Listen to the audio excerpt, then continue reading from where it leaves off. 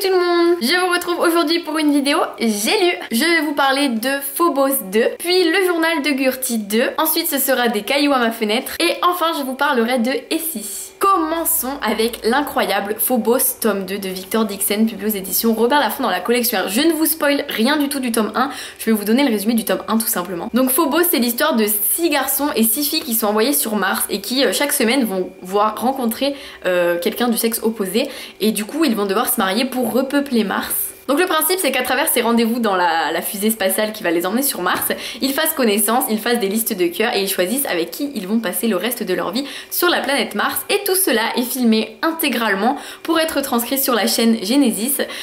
une chaîne donc qui est de la totale télé-réalité parce qu'ils sont filmés H24. Et bien sûr, il va y avoir quelque chose qui va un peu pimenter le voyage, si je puis dire. On peut dire que ça pimente beaucoup le voyage même. Et donc il y a une intrigue qui va se poser qui est beaucoup plus grosse que tout ce qu'on peut imaginer. Et le tome 1 était totalement super addictif, se terminait sur une fin absolument affreuse. Et avec ce tome 2 c'est pareil. Du coup j'ai lu ce tome 2, j'ai adoré ce tome 2, j'ai été passionnée par ce tome 2, je l'ai englouti totalement parce qu'en 2 jours j'ai lu les 500 pages, j'étais à fond quoi.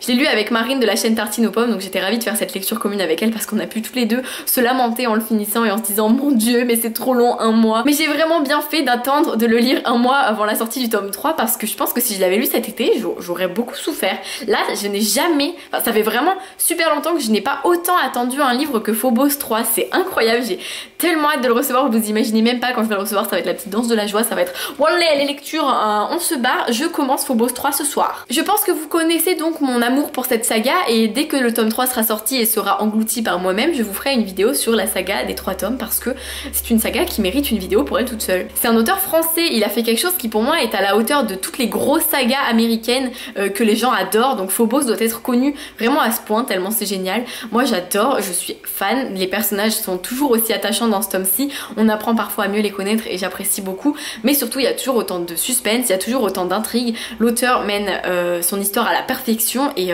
ça fait qu'à la fin quand on le finit on est là, on se dit c'est une blague, ça ne peut pas se finir comme ça, du tout. Puis pour être un peu moins triste d'avoir quitté Phobos, j'ai lu le journal de Gurty 2 de Bertrand Santini, publié aux éditions Sarbacane dans la collection Pépix qui m'a été envoyée dédicacée, donc merci Bertrand pour cette dédicace vraiment très touchante. Gurty cette fois-ci elle part en vacances mais c'est l'hiver donc il y a de la neige partout, ça permet qu'elle fasse des trucs encore plus amusants que d'habitude parce que la neige on peut faire tellement de choses avec. Mais Gurty elle a aussi un problème avec les fiancés de son maître parce qu'elle les aime pas trop et là il y en a une qui est sacrément coriace et ça pourrait présager des choses pas très bonnes quoi. Ce tome 2 est vraiment comme le premier, c'est-à-dire plein d'humour, plein de joie de vivre, on le lit et on ne fait que sourire, on ne fait que rire et sachez que je vais avoir 19 ans et que là-dedans tout me fait mourir de rire même si c'est un livre pour les enfants parce que pour moi c'est même pas pour les enfants. Un jour sincèrement si je déprime je me dis mais lis Gurty quoi, t'iras forcément mieux, c'est tellement drôle, c'est tellement mignon, c'est tellement... Gurty, c'est une petite chaîne qui est pleine de vie et qui va forcément vous faire rire et sourire, donc rien que pour ça je vous recommande vraiment Gurty et je vous recommande d'offrir ces romans à vos enfants, aux petits-enfants, aux neveux, aux nièces, aux petits frères, petites sœurs. Vous ne pourrez que les gâter en leur faisant un cadeau aussi beau que le journal de Gurty parce que j'ai lu peu de livres pour les jeunes aussi amusants et aussi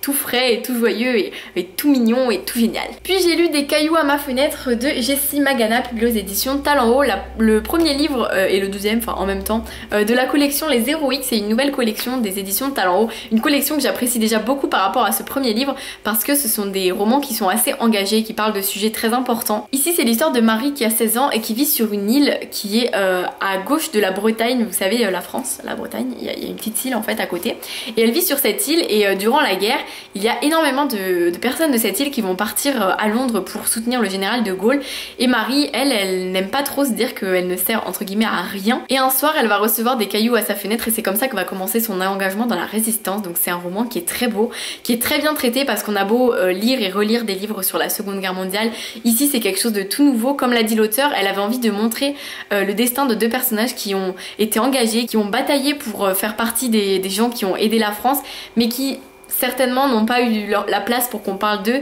et là on parle d'eux même si c'est fictif, et c'est une histoire qui est vraiment bouleversante. J'ai trouvé que c'était très bien écrit, la plume de l'auteur est une véritable découverte pour moi. J'ai été transportée par sa manière d'écrire et sa manière de dérouler le fil de l'histoire. C'était vraiment une agréable surprise pour moi parce que je ne m'attendais pas à tant et j'ai été vraiment émerveillée par cette lecture. C'est vraiment un excellent roman que je vous conseille beaucoup si le sujet vous tente, si l'histoire vous tente. J'ai été très touchée par plein de choses. C'est un livre qui, en plus de parler de la guerre, va aussi parler de l'amour, de l'adolescence, parce que bon, elle a beau être dans un milieu qui ne s'associe pas du tout à son âge, elle a quand même l'âge qu'elle a, elle est quand même adolescente, et même si elle grandit trop vite, elle a des questions qui restent les nôtres, et j'ai trouvé ça vraiment très beau. Donc merci à Talon Haut d'avoir fait cette collection qui pour moi